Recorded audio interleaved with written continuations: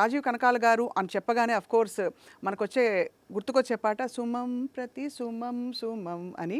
But actually as an actor ఎంత evolve అయ్యి ఎన్ని విషయాలు ఇండస్ట్రీలో చూసి ఎన్ని నేర్చుకున్నారో, అండ్ ఇప్పుడు చిక్కారు ఆయన, ఎవరి చేతికో కాదు, ఆయన చిక్కారనమాట. ఏమిటి ఆయన చిక్కిన రహస్యం అన్నీ తెలుసుకోబోతున్నాం. Let's talk to him. Great moment for me Rajiv గారు. హలో, థ్యాంక్ యూ స్వప్న గారు.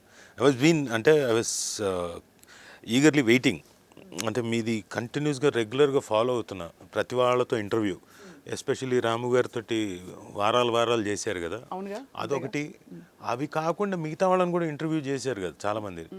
సో లెట్స్ సీ ఎప్పుడైనా, ఎందుకంటే సెన్సిబుల్ టాక్ అన్నది ఈ మధ్యన రావట్లేదు. నన్ను మళ్ళీ ఎవరు వచ్చినా ఇంటర్వ్యూకి పిలిచినా 20 ఏళ్ల క్రితం ఏం జరిగిందో అదే అడుగుతున్నారు నన్ను. అంతే కదా, అంతే అంటే అంటే అంతే కదా, అంటే మీరు అలాగే అడుగుతారు ఇప్పుడు. అలా అడగకూడదని ప్రయత్నిస్తాను తప్పకుండా.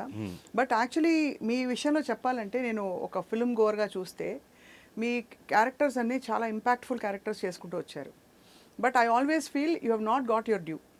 మీకు రావాల్సిన ఒక అద్భుతం 1-2 సినిమాలు కొన్నేళ్ల క్రితం తప్ప, ఇంకా మీ యాక్టింగ్ పొటెన్షియల్కి ఇంకా చాలా రావాలని మీరు ఎలా ఫీల్ అవుతారు అబౌట్ దిస్ హోల్ జర్నీ? నాకంటే I don't feel anything bad అండి. Whatever I've got. నేను అందులో నేను బాగా చేశాను లేదా, did I give 100% or not. కొన్ని సినిమా నిజంగా 100% ఇవ్వలేదు. అంటే డబ్బులు వచ్చాయి, ఆ డైరెక్టర్ ఏమో నేను చెప్పినా అర్థం చేసుకోడు, వాళ్ళకి ఏదో కావాలంటాడు. సరే అక్కడ బాబు అది బాగోదు అని చెప్పినా కానీ అర్థం కాదు, వాళ్ళకి ఏదో కావాలి, నేను కావాలంటారు. సరే మీ ఇష్టం, ఏది కావాలంటే. అంటే ఒకసారి 2 సార్లు చెప్పగలుగుతాం, అంతకంటే చెప్పలేం కదండి. So ultimately director is the captain కాబట్టి అతను ఏం కావాలనుకుంటున్నాడు నేను అది ఇవ్వాలి, అది డెలివర్ చేయాలి. కాబట్టి అలా కొన్నిసార్లు తప్పలేదు నాకు. బట్ మిగతా టైం నన్ను వదిలేసేవాళ్ళు. నేనేం చేస్తాను, వచ్చి నాకేం పెద్దగా ఇబ్బంది పెట్టరు.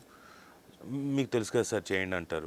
ఎందుకంటే కథ అంతా చెప్తారు కాబట్టి, ఆ కథలో పైగా సీన్ అంతా మళ్ళీ ఒకసారి ముందు ఎక్స్ప్లెయిన్ చేస్తారు కాబట్టి, ఈ సీన్కి బిఫోర్ ఏం జరిగింది, ఈ సీన్ తర్వాత ఏం జరుగుతుందో కూడా కనుక్కుంటాను కాబట్టి, సో ఆ క్లారిటీ ఉంటుంది నాకు. కాబట్టి పర్ఫామ్ చేయడానికి ఈజీగానే ఉంటుంది. సో యా, మీరు అన్నట్టు నా డ్యూ అంటారా, ఇక్కడంతా పిఆర్ ఇంపార్టెంట్ అండి. What I understood is, over these years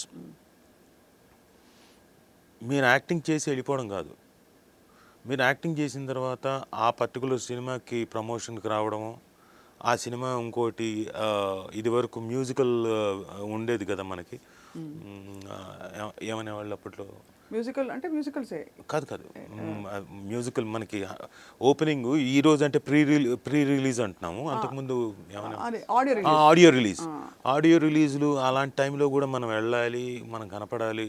మనం కనపడితే ఏమవుతుందంటే, నాకు అర్థమైంది, ఐ డోంట్ నో, మీరు జడ్జ్ చేసి చెప్పండి, స్టేజ్ మీద ఎవరైతే ఉన్నారో వాళ్ళని చూసుకొని మిగతా వక్తలంతా కూడా వాళ్ళని పొగుడుతారు. అవునో కాదో కానీ అదొక ఆనవాయితీ అయిపోయింది. డెఫినెట్గా పాజిటివే చెప్తారు తప్ప నెగిటివ్ చెప్పరు. ఈయన అసలు అద్భుతమైన నటుడు, మన తెలుగునాట ఇంతకన్నా అని చెప్పేసి ఇలాంటివి ఉంటాయి. అలాంటివి నేను ఎప్పుడు అంటే వెళ్ళలేదు. వెళ్ళుంటే నాకు డెఫినెట్గా చాలా మెయింటైన్ చేయాలి. అండ్ ఒక గమ్యం లేని ప్రయాణం లాగా, అంటే ఉండొచ్చు గమ్యం కూడా, బట్ అంతే కదా పిఆర్ అన్నది. యా, అది కంపల్సరీ, వెరీ ఇంపార్టెంట్. మీ యాక్టింగ్ ఎంత వచ్చు, మీకేంటి అన్నది పక్కన పెడితే ఈ పిఆర్ అన్నది చాలా ఇంపార్టెంట్. సో అది నేను ఎప్పుడు చేయలేదు. సరే, అది